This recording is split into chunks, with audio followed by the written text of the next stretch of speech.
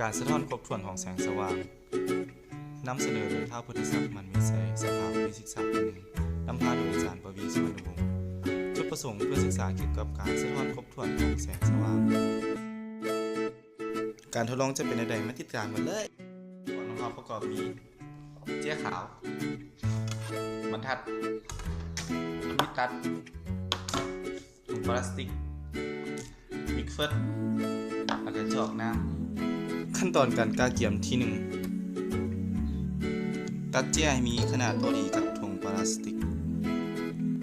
ขั้นตอนการกาเกี่ยมที่ 2เจี้ยใบหนึ่งเขียนเลข8ใส่และอีกใบหนึ่งเขียนเลข4ใส่ขั้นตอนการกาเกี่ยมที่ 3เอาแผ่นเจี้ยที่เขียนตัวเลขไว้นั่นมาใส่ถุงพลาสติกให้เรียบร้อยและสวยงามขั้นตอนการกาเกี่ยมที่ 4เขียนเลข3ถึงเลข8และเขียนเลข1ถึงเลข4ขั้นตอนการทดลองเจี้ยที่เกี่ยมไว้นั่นมาจุ่มลงในจอกที่บรรจุน้ำสังเกตตัวเลข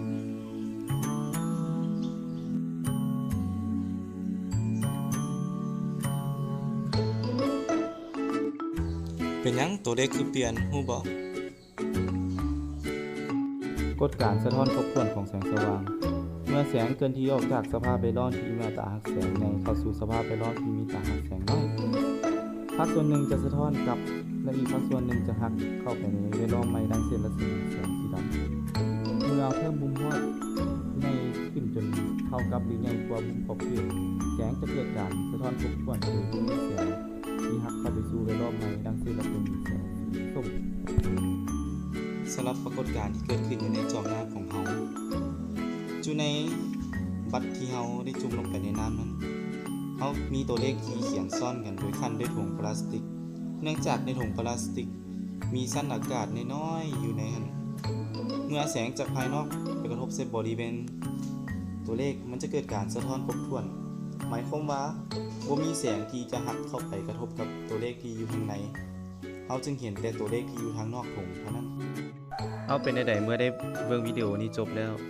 วิดีโอนี้สามารถนำใช้เป็นสื่อการเรียนการสอนวิชาฟิสิกส์ศาสตร์ได้ในภาคแสงสว่างและยังสามารถนำใช้ในกิจกรรมอื่นๆได้ตามความเหมาะสมของมันวิดีโอนี้ก็สิ้นสุดลงเพียงเท่านี้แล้วขอขอบใจ